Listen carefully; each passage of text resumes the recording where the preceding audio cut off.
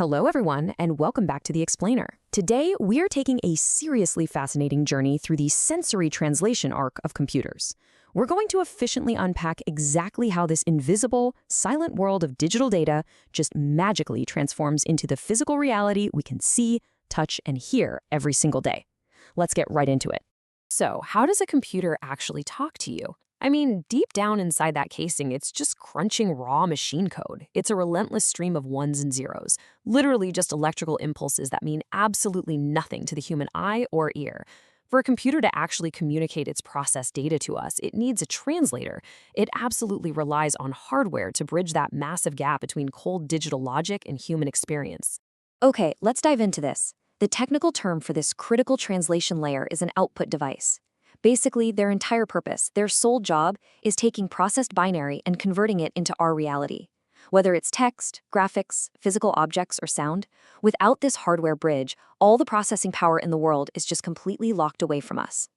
Section 1. Visuals and what we call the soft copy. Monitors or visual display units give us our temporary, intangible, soft copy output. Today, the whole game is really about how we generate light. The two main players? LCD and LED monitors. Now, they might look entirely identical sitting on your desk, but the physics happening behind the glass is a completely different story. So the crucial point is illumination. Liquid crystal displays, or LCDs, manipulate light through liquid crystals, but they actually rely on older fluorescent lamps for their backlighting.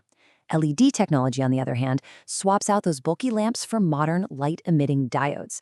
This one simple hardware swap is exactly what gives us the ultra-thin, highly energy-efficient, and super vibrant displays we end up staring at for hours on end. Section 2. Paper and the creation of the hard copy. When data needs to be permanent, tangible, we turn to printers. Let's look at a classic impact printer, the dot matrix. This thing is highly mechanical. A printhead containing tons of tiny pins physically strikes an inked ribbon, literally punching the digital data into physical reality as dotted characters. It's kind of like a super fast robotic typewriter. And because it is a physical, mechanical striking process, the speed is measured in a very specific way. We're talking 50 to 400 characters per second. Just imagine that rapid-fire, rhythmic striking, 50 to 400 individual characters physically punched onto the page through an ink ribbon every single second. Moving away from all that physical impact, we have the sleek laser printer. This is a total marvel of non-impact engineering. Instead of striking a ribbon, a highly precise laser beam actually draws an electrostatic image right onto a photosensitive drum. This drum then attracts powdered ink, which we call toner, and fuses it onto the paper. Because of this highly efficient process, laser printers are known for incredibly fast speeds and really crisp, professional quality prints. They are absolutely the heavyweights for high-volume office environments. And then we have the inkjet printer. Unlike the dry, powdered toner of a laser printer, the inkjet uses actual liquid ink. It meticulously sprays microscopic droplets of this liquid directly onto the paper.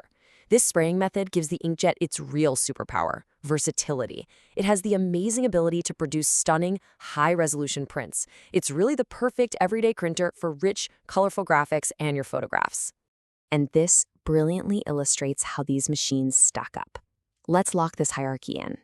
If you need fast, crisp, high-volume office work using powdered toner, you want the laser. High-res, everyday liquid ink for photos? Go with the inkjet. And if you need mechanical, physical impressions through an ink ribbon, you're relying on the dot matrix. Section 3. Dimension and the 3D world. Now, what's really interesting about this leap is that we are looking at a machine that completely redefines the word printer. The 3D printer breaks data entirely out of flat paper and brings it into 3 full dimensions, offering truly unparalleled customization for creating complex physical objects. The workflow here is just fascinating. Instead of ink, you're loading physical materials. We're talking plastics, metals, or even resins. The machine reads the digital geometry and extrudes the object layer by microscopic layer. Suddenly, a digital CAD file becomes a real physical prototype you can actually hold in your hands. It's literally like downloading physical matter.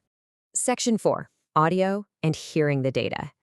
Let's move to and see how this builds out our understanding of output. Just like a monitor translates data into light, speakers translate data into physical vibrations. They act as electrical transducers, basically taking a digital audio signal, converting it to an analog voltage, and then using electromagnets to vibrate a cone. This physical movement is exactly what creates the audible sound waves that actually strike our eardrums. But, not all auditory output is created equal. Audio hardware is highly specialized. Different speakers are specifically engineered to manipulate those waves in unique ways, whether that's moving massive amounts of air for high volume, utilizing large subwoofers for really deep bass frequencies, or projecting audio effectively through big outdoor environments.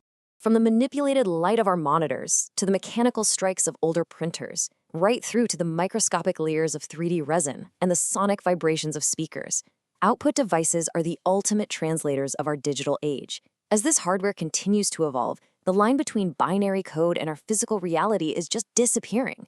So what will digital data feel like next?